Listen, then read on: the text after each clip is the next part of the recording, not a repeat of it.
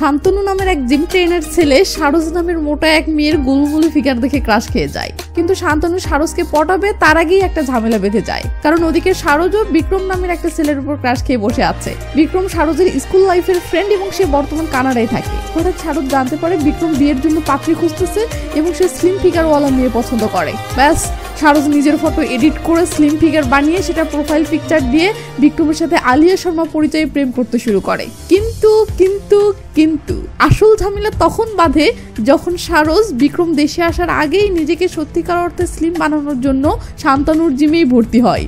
জ্বালা, শান্তনু তো সারজকে মোটা ফিগারের জন্যই ভালোবাসে, এদিকে সারজ আবার অন্য ছেলের জন্য চিকন হতে শান্তনুর কাছেই এসেছে। তাই শান্তনু কৌশল খাটিয়ে সারজকে বেশি বেশি খাইয়ে আরো বেশি মোটা বানায়, যা সারজ বুঝতে পারলে শান্তনুর জিমে যাওয়াই বন্ধ করে দেয় ও শান্তনুর সাথে সকল যোগাযোগ বিচ্ছিন্ন করে ফেলে। এদিকে হঠাৎ একদিন বিক্রম আলিয়া শর্মাকে দেখার জন্য না জানিয়ে দেশে চলে আসে ও সারজের বাসাতে হাজির। সারজ তো মোটা, সে তো বলতে পারছে না যে সে নিজেই সেই আলিয়া শর্মা। তাই সারজ দুম করে বলে যে আলিয়া শর্মা তার ছোট বোন, আর সে একটা কাজে অন্য শহরে গেছে এবং কয়েকদিন পর ফিরবে। এটা শুনে বিক্রম সারজের বাসা থেকে তো চলে যায়, বাট কয়েকদিন পর তো আবার দেখা করতে আসবে, তখন কি হবে? ব্যাস, কাহিনীতে প্যাচ লেগে যায়।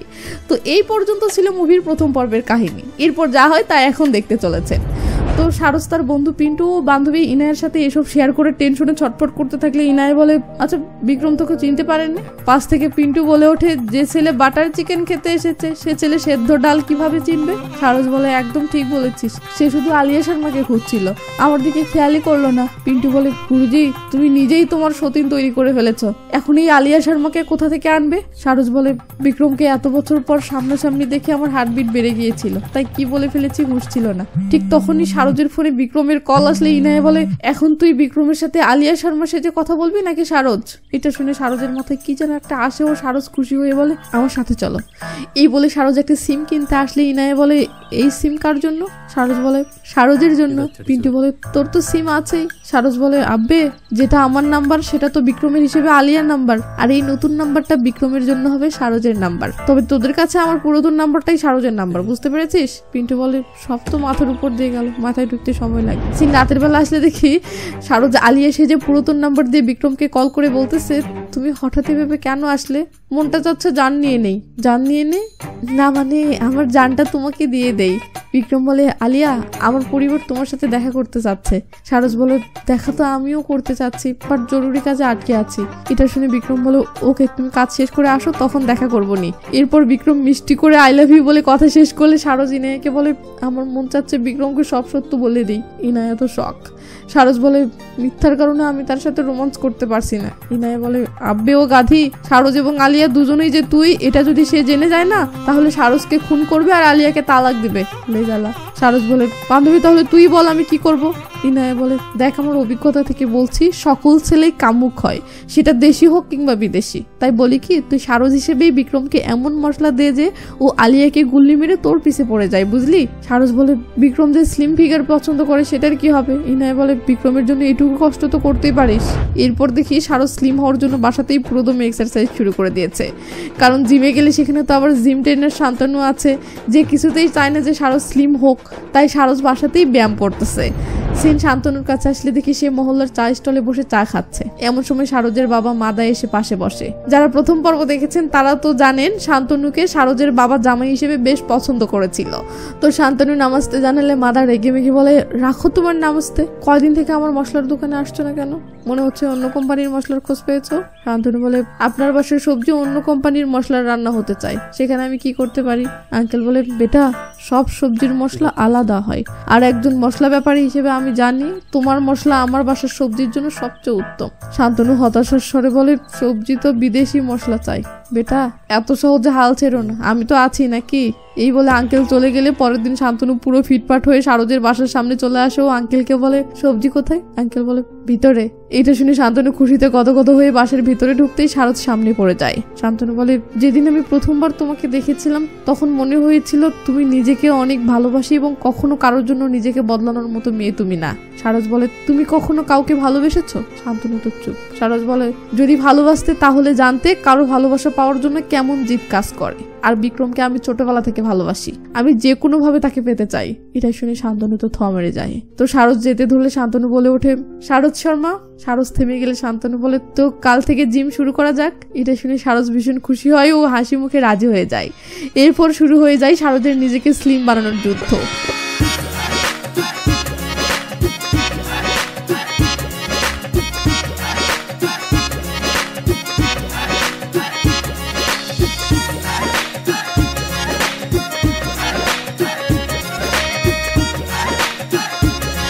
রাতে দেখি সারস ডায়েট অনুযায়ী একবারে সালাদ নিয়ে বসেছে, যেগুলো সে খেতে পারছে না, বাট বিক্রমের কথা ভেবে জোর করে খাচ্ছে। তো বিক্রমের কথা মনে পড়তেই সারস বিক্রমকে ফোন করলে বিক্রম বলে হ্যাঁ আলিয়া বলো। সারস বলে তুমি কি কাল ফ্রি আছো? কেন, তুমি কি কালকে বাসায় ফিরছো? না আসলে আমার বড় বোন সারস তোমার সাথে দেখা করতে চাই। কেন? কারণ আমি যাকে বিয়ে করতে যাচ্ছি সে ছেলে হিসেবে কেমন, কত টাকা ইনকাম করে, কোনো বাজে অভ্যাস আছে কিনা এসব জানা জরুরি না। বিক্রম বলো ও আচ্ছা ওকে, সমস্যা নেই। এটা শুনে সারস বলে আচ্ছা আমি তাহলে সারস দিদিকে বলে দিচ্ছি সে কাল তোমার সাথে দেখা করবে। সিন পরের দিন আসলে দেখি সারস ইনায়াকে বলতেছে আমি ওকে কোথায় নিয়ে যাব ভেবে পাচ্ছি না। পাশে বসে থাকা শান্তনু ভালোবেসে একবারে সামোসা সারসকে এগিয়ে দিতে বিক্রম এসে সারসকে মিষ্টি করে ডাক দেয়। ব্যাস সারস শান্তনুর সামোসা রেখে খুশিতে গদগদ হয়ে বিক্রমের কাছে যায়। এটা দেখে শান্তনু অবাক হয়ে চেয়ে থাকে আর সারস বিক্রমের গাড়িতে উঠে ফুরত। পিন্টু শান্তনুর অবস্থা দেখে বলে হতাশার কষ্টে ভিতরটা ফেটে যাচ্ছে তাই না? শান্তনু বলে 7 পাকের মাঝে যদি একটা পাকও বাকি থাকে তখনও মেয়েকে ভাগিয়ে নেওয়া সম্ভব।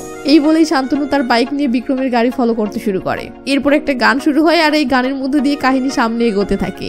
সিনগুলো বাদ দেওয়ার বুদ্ধি নাই, তাই অরিজিনাল সিনগুলো দেখেন আর এই ফাঁকে আমি একটা কাজ ছেড়ে নিই। ওয়ানেক্স হচ্ছে সবচেয়ে বিশ্বস্ত বুকমেকার, যা পিএসজি এবং সিরিয়া অ্যাপের official partner. Indian premier league শুরু হয়ে গিয়েছে এবং এটি সবচেয়ে বড় সুযোগ আপনার প্রিয় দলকে সমর্থন করার। এই অ্যাপে আপনি cricket, football, tennis live match দেখতে পারবেন এবং তাদের স্কোর ভবিষ্যদ্বাণী করে সহজেই অর্থ উপার্জন করতে পারবেন। সেই সাথে BMW গাড়ি, আইফোন, ল্যাপটপ এবং আরো অনেক নগদ পুরস্কার জেতারও সুযোগ রয়েছে। এই অ্যাপটিতে আপনি crash, crystal, under and over 21 ইত্যাদি গেম খেলে সহজেই আয় করতে পারবেন। আপনি বিকাশ, নগদ, রকেট, ব্যাংক, ক্রিপ্টো, পেপাল এবং অন্যান্য সহজ পদ্ধতির মাধ্যমে সহজেই আপনার জেতা টাকা তুলতে পারবেন। এখানে আপনি 24 আওয়ার 7 ডেজ গ্রাহক সহায়তা পাবেন। তাই এক্ষুনি পিন কমেন্টের লিংক ব্যবহার করে রেজিস্ট্রেশন করুন অথবা গুগলে ওয়ানেক্স লিখে সার্চ করে রেজিস্ট্রেশন করুন। আর হ্যাঁ, রেজিস্ট্রেশনের সময় আমার প্রোমো কোড SRRE ব্যবহার করে প্রথমবার ডিপোজিটে 20,000 টাকা পর্যন্ত পান। তো একদিন বিক্রম সারজের বাসায় এসে সারজের ফটো অ্যালবাম দেখার সময় বলে আচ্ছা এখানে সবার ফটো আছে বাট আলিয়ার ফটো কোথায়? সারজ কি বলবে ভেবে পাচ্ছে না। এমন সময় সারজের বাবা নাস্তা নিয়ে আসলে সারজ ভাবে যাক বাঁচা গেল, কিন্তু না, বিক্রম আবার জিজ্ঞেস করে বলো না আলিয়ার ফটো কোথায়? তখন সারজ কি বলবে ভাবতে ভাবতে দুম করে বলে ওঠে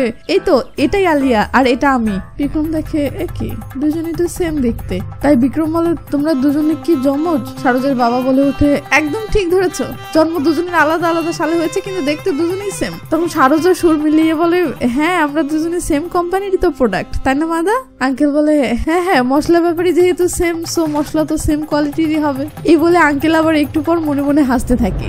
সিন শান্তনুর জিম্মে আসলে দেখি পিন্টু বলতেছে ভাই তুমি এই শালা বিক্রমের আন্ডা ফেটে দাও তো, পুলিশ আমি সামলাবো। এটা শুনে শান্তনু বলে আব্বে ভালোবাসাকে ভালোবাসা দিয়েই জিততে হয়। সিন কাট হয়ে পরের দিন সারজের বাসায় আসলে দেখি সারজ তার চাচা ও চাচাতো বোন প্রীতির সাথে ক্যারাম খেলতেছে। এখানে জানতে পারি কয়দিন পর প্রীতির বিয়ে। তো সিন পরের দিন সকালে পার্কে আসলে দেখি বিক্রম এভাবে ব্যায়াম করতেছে আর সারজ অবাক হয়ে দেখতেছে। ব্যায়াম শেষ হতেই সারজ বলে এটা তুমি কিভাবে করো? বিক্রম বলে আরে এটা খুবই সহজ, চলো তুমি ট্রাই করো। সারজ ভয়ের ঠেলে বলে না না না এটা আমার দ্বারা হবে না। বিক্রম তখন মিষ্টি করে রিকোয়েস্ট করলে লে জ্বালা, সারজ তো ফেসে গেছে। তো সারজ কি করবে ভেবে পাচ্ছে না। এমন সময় পিন্টু ফোন করে বলে যে মহল্লার চিন্তন মাস্তান পিন্টুকে মেরেছে। ব্যাস এটা শুনে সারজের চান্দি মুন্দি গরম হয়ে যায়। আর সিন কাট হলে দেখি সারজ, ইনায়া, পিন্টু, শান্তনু, বিক্রম সবাই চিন্তনের কাছে এসেছে। এরপর কোনো কথা নেই, সারজ রেগে মেগে দে এক লাথি। তারপর আর কি বেঁধে যায় মারামারি গুলো একটু দেখেন, মজা পাবেন।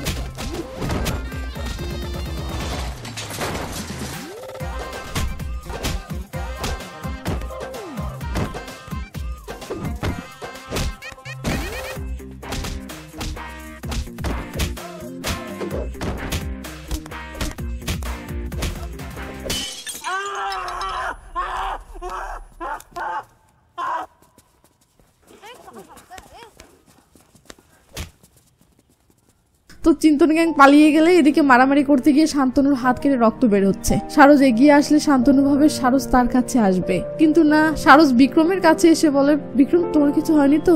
ইনায় বলে সারস দেখ শান্তনুর হাত কেটে রক্ত বের হচ্ছে। সারস বলে তোরা ওকে হসপিটালে নিয়ে যা। এই বলে সারস বিক্রমকে নিয়ে বিন্দাস চলে গেলে ব্যাপারটা শান্তনুর ভীষণ ভীষণ খারাপ লাগে। ও রেগে মেগে বাসায় চলে আসে। এরপর বাসায় এসে তার বাবার পছন্দ করা পাত্রটির ফটো দেখতে থাকে আর কি যেন ভাবতে থাকে। ওদিকে বিক্রম তেমন আঘাতই পায়নি, তারপরেও সারস তাকে বাসায় এনে ভালোবেসে হাতে ব্যান্ডেজ করে দিতে থাকলে এমন কেয়ার দেখে বিক্রম ইমপ্রেস হয়ে সারসকে চেয়ে চেয়ে দেখতে থাকে, যা দেখে সারস ভীষণ খুশি হয়।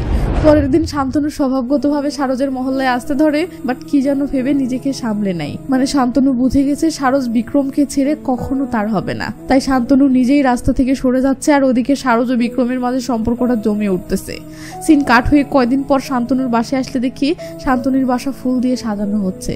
মানে শান্তনু হতাশায় সারজের আশা বাদ দিয়ে তার বাবার পছন্দের মেয়েকেই বিয়ে করতেছে। তো পরের দিন শান্তনু সারজের বাসায় আসলে আঙ্কেল বলে সারজ ভিতরে আছে যাও, কিন্তু শান্তনু বিয়ের কার্ড ধরিয়ে দিলে আঙ্কেল সেটা পড়ে তো রীতিমতো অবাক। এমন সময় সারস কোথায় জানি যাওয়ার জন্য নিচে এসে শান্তনুকে হাই হ্যালো করলে শান্তনু কার্ডটা এবার সারসকে দেয়। সারস অবাক হয়ে বলে তুমি বিয়ে করছো বলনি তো? শান্তনু মন খারাপ করে বলে সেটা বলার জন্যই তো এসেছি, তো আমার বিয়ে তো অবশ্যই এসো। এই বলতেই শান্তনুর কান্না চলে আসে।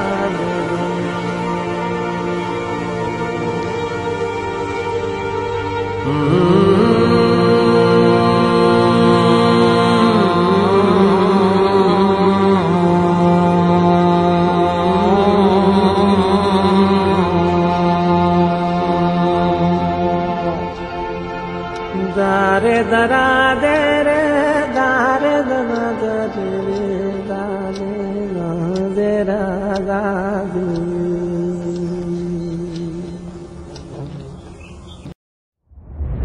তো পরের দিন বিক্রম একটা মার্কেটের সামনে দাঁড়িয়েছিল। এমন সময় তার স্কুল ফ্রেন্ড চান্দু এসে বলে আবে তুই কবে দেশে আসলি? বিক্রম বলে এই তো কিছুদিন হচ্ছে। চান্দু বলে আরো কয়দিন থাকবি তো? কেন? আরে কয়দিনের মাঝে আমার বিয়ে, ওই যে আমাদের স্কুলের শারদ ছিল না, ওর চাচাতো বোন প্রীতির সাথে আমার বিয়ে ঠিক হয়েছে। কি বলিস সত্যি? তাহলে তো আমাদের দুজনের বিয়ে মনে হয় একই বাড়িতে হতে চলেছে। মানে আরে সারজের ছোট বোন আলিয়া আছে না, ওকে আমার পছন্দ। আলিয়া? আলিয়াটা আবার কে? আরে সারজের ছোট বোন আলিয়া। কি? সারজের তো আর কোনো বোন নেই। এটা শুনে বিক্রম তো রীতিমতো শক। এদিকে সারজ প্রীতির এঙ্গেজমেন্ট উপলক্ষে কাপড় সিলেক্ট করতেছে। এমন সময় পিন্টু ও ইনায়া আসে। ও বলে সারজ আগামীকাল শান্তনুর বিয়ে হতে যাচ্ছে। পাশ থেকে পিন্টু বলে শান্তনু জাস্ট তোর উপর রাগ করে বিয়েটা করতেছে, কিন্তু সারজ এসব কথায় পাত্তা দেয় না। তখন ইনায়া বলে তুই কি বিক্রমকে আলিয়া সম্পর্কে সত্যটা বলেছিস? এখনো বলিনি, তবে আমি শিওর ওকে বললেও বুঝবে। সিন পরের দিন প্রীতির এঙ্গেজমেন্টে আসে। আমরা দেখি প্রীতির হবু স্বামী চান্দু ও তার পরিবারের সবাই এসেছে এবং একটুর মাঝে এখন এঙ্গেজমেন্ট হবে। এমন সময় বিক্রম চলে আসে ও সবাইকে নামাজতে জানাই। চান্দু পরিচয় করিয়ে দিয়ে বলে এই বিক্রম আমার ফ্রেন্ড। প্রীতির বাবা বলে বেটা তুমি কোথায় থাকো? বিক্রম বলে আঙ্কেল সারজের ছোট বোন আলিয়া আপনাদেরকে আমার সম্পর্কে বলেনি। সারজ সেখানেই দাঁড়িয়েছিল, সে তো ভয়ে চুপ। প্রীতির মা বলে আলিয়া? কোন আলিয়া? বিক্রম তখন আলিয়াকে খোঁজার ভান করে আলিয়া আলিয়া বলে ডাকেও বলে সারজ আজকে আলিয়ার চাচাতো বোনের বিয়ে, অথচ আলিয়াকে দেখছি না। সারজ যেই বলে বিক্রম আমি তোমাকে সত্যটা বলতেই চেয়েছিলাম। বিক্রম রেগে মেগে বলে কি বলতে চেয়েছিলে? যে মেয়েকে আমি ভালোবাসতে শুরু করেছি, যে মেয়ের জন্য আমি কানাডা থেকে গাজিয়াবাদ এসেছি, বাস্তবে সেই মেয়েই নেই নাকি এটা বলতে চেয়েছিলে? বিক্রম তুমি যাকে ভালোবেসে দেশে এসেছো সেটা আমি, এই মোটি মেয়ে। এই বলে বিক্রম তার ফোনে ফটো বের করে বলে এই দেখুন আলিয়া শর্মা, চিনতে পারছেন? এটাই এই মোটি সারজ। সে তার ফটো এডিট করে স্লিম বানিয়ে আমাকে ঠকিয়েছে। সারজ তো পুরো থমেরে আছে, তার মুখ দিয়ে একটা কথাও বের হচ্ছে না। বিক্রম বলে তুই কিভাবে ভাবলি তোর মতো মোটি একটা মেয়েকে আমার মতো ছেলে বিয়ে করবে? আরে তোর মতো মেয়েকে তো আমার পরিবারের সাথে পরিচয় করিয়ে দিতেও লজ্জা লাগবে। কেউ প্রেমে পড়লে এতটাও অন্ধ হয় না যে তোকে বিয়ে করতে চাইবে। সারজের এখনো যেন হুঁশ ফেরেনি, সে থমেরেই আছে। তো বিক্রম সবার সামনে সারজকে এভাবে অপমান করে চলে গেলে সারজ থমেরেই থাকে। সিন কাট হলে দেখি সারজের হুঁশ ফিরতেই সারজ রেগে মেগে রকেটের গতিতে স্কুটির চালিয়ে বিক্রমের পিছু করতেছে। সারজের এত স্পিডে স্কুটি চালানো দেখে পিছনে থাকা পিন্টু তো ভয়ে কাঁপতেছে। তো রাস্তায় জ্যাম বেঁধেছে যেখানে বিক্রমও থেমে আছে। সারজ একটা প্রচার মাইকের মাইক্রোফোন নিয়ে বলে ওঠে বিক্রম কৌশিক। বিক্রম অবাক হয়ে পিছন ফিরে তাকাই। সারজ বলে তুই জানিস স্কুল যাওয়া আমার একদম পছন্দ ছিল না, তবুও আমি প্রতিদিন স্কুলে যেতাম শুধু তোকে দেখার জন্য। যদিও তুই কখনো আমাকে খেয়াল করিসনি, কিন্তু আমার নজর কখনো তোর থেকে সরেনি। তুই আমার প্রথম ভালোবাসা ছিলি, যদিও এটা একতরফাই রয়ে গেছিল। এরপর বহু বছর বাদ যখন তোর প্রোফাইল দেখলাম, তখন ছোটবেলার সেই ভালোবাসাটা আবার জেগে উঠলো, আর আমি বোকার মতো তোকে পাওয়ার আশায় নিজেকে বদলাতে চললাম। কিন্তু আজ বুঝে গেছি আমি মস্ত বড় ভুল করেছি তোর মতো ছেলেকে ভালোবেসে, যে ভালোবাসা নয় কেবল ফিগার দেখে। এই বলে শারদ যেতে ধরে থেমে যায়, বলে থ্যাংক ইউ জীবন সঙ্গী হিসেবে আমার কেমন ছেলেকে নির্বাচন করা উচিত সেটা শিক্ষা দেওয়ার জন্য। এই বলে শারদ রেগে মেগে যেতে থাকলে এবার বিক্রম থ মেরে দাঁড়িয়ে থাকে, আর ওদিকে রাস্তায় থাকা সবাই শারদের কথাগুলো শুনে হাততালি দেয়। তো শারদ বাসায় ফিরতেই তার চাচাতো ভাই বাসার চাবিটা ধরিয়ে দিলে শারদ বলে মাদা কোথায়? পিচ্চি বলে তোমার বাবা তো শান্তনু ভাইয়ের বিয়েতে গেছে, আর আমিও বাবা ও দিদির সাথে সেখানেই যাচ্ছি। এই বলে পিচ্চিটি চলে গেলে শারদ বাসার ভিতরে এসে শান্তনুর বিয়ের কার্ডটা হাতে নিয়ে কি যেন ভাবতে থাকে। সিন শান্তনুর বাসায় আসলে দেখে শান্তনু বাসর ঘরে এভাবে উদাস হয়ে বসে থেকে আয়নার দিকে চেয়ে আছে। খালাতো ভাই রিজু এসে বলে ভাই মুড অফ কেন? এমন সময় শারদ এসে বলে শেরওয়ানিতে অনেক সুন্দর লাগতেছে। রিজু বলে লাগবে না কেন, ভাবির পছন্দে যে কেনা। শারদ শান্তনুকে বলে আর তোমার পছন্দ? এটা শুনে শান্তনু শারদের মতলব বুঝতে পারে, ও রিজুকে বলে তুই যা আমি আসতেছি। তো রিজু চলে গেলে শারদ বলে আজ আমি অনেক খুশি। শান্তনু বলে পিন্টুর থেকে শুনলাম তুমি নাকি বিক্রমকে আসল শারদের সাথে পরিচয় করিয়েছ। শারদ বলে যা চকচক করে সেটাই শোনা ভেবে আমি ধোকা খেয়ে গিয়েছিলাম, ভুল করতে করতে বেঁচে গেছি। শান্তনু বলে এখন কি সেই ভুল শুধরাতে এসেছো এখানে?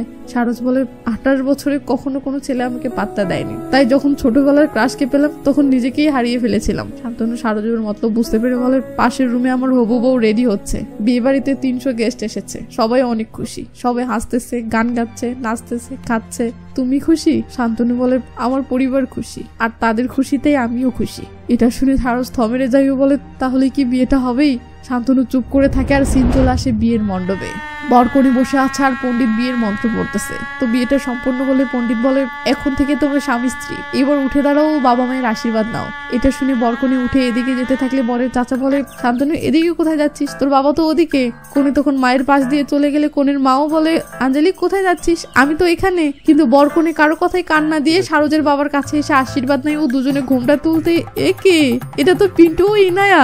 এদিকে দেখে শান্তনু চাচা অবাক হয়ে বলে তাহলে শান্তনু কোথায়? তখন শারদের চাচা বলে ও সেখানেই যেখানে ওর থাকার কথা।